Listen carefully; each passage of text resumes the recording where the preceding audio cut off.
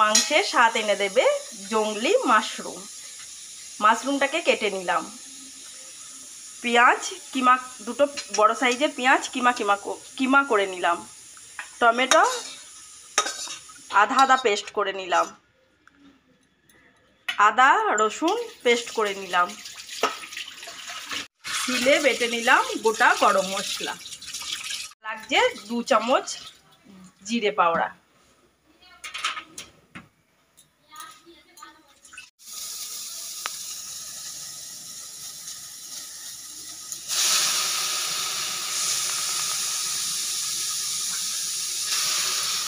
শুকনো কড়াইয়ে মাশরুমটাকে একটু নেড়ে নিতে হবে।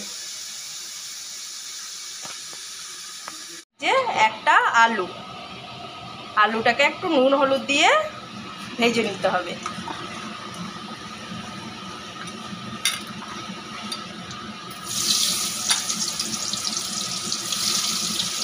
অল্প নুন দিয়ে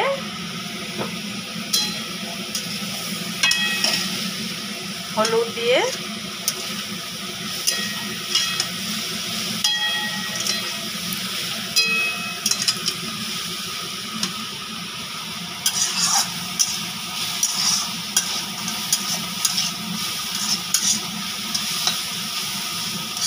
আলুটা আমার ভাজা হচ্ছে। গোটা গরম মশলাটা আমার বাটা হয়ে গেছে।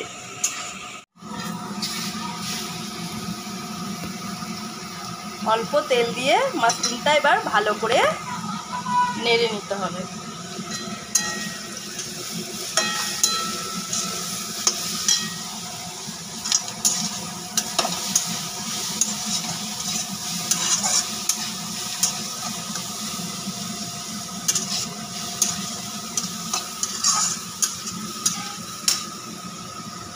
আলুটা আমার লাল লাল করে ভাজা হয়ে গিয়েছে।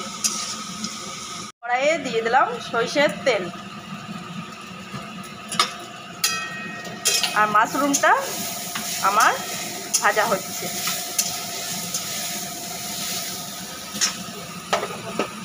দিয়ে দিলাম তেলে 5 ফোড়ন, শুকনো লঙ্কা,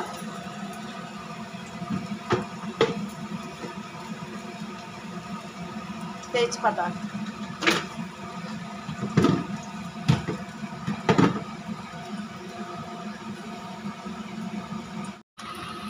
দিয়ে দিতে হবে দারচিনি, গোটা গরম মশলা,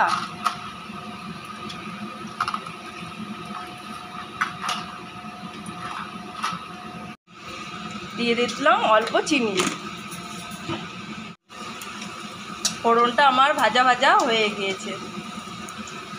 দিয়ে দিতে হবে পেঁয়াজের কিমা,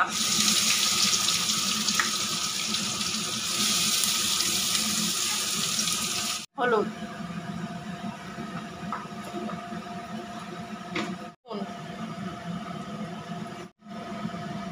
লঙ্কার গুঁড়ো 1/2 চা চামচ,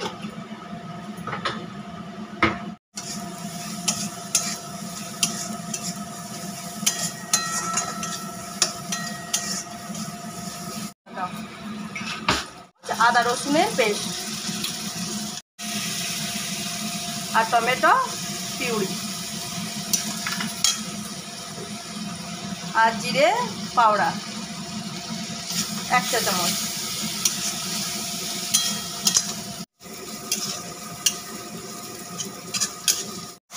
মশলাটা আমার ভাজা হয়ে গিয়েছে। দিয়ে দিলাম ভেজে রাখা আলু।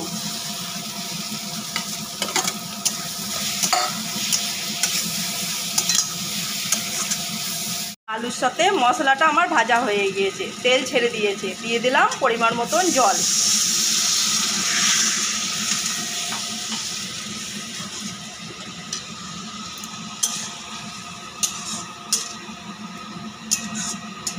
মাশরুমটা আমার ভাজা হয়ে গিয়েছে।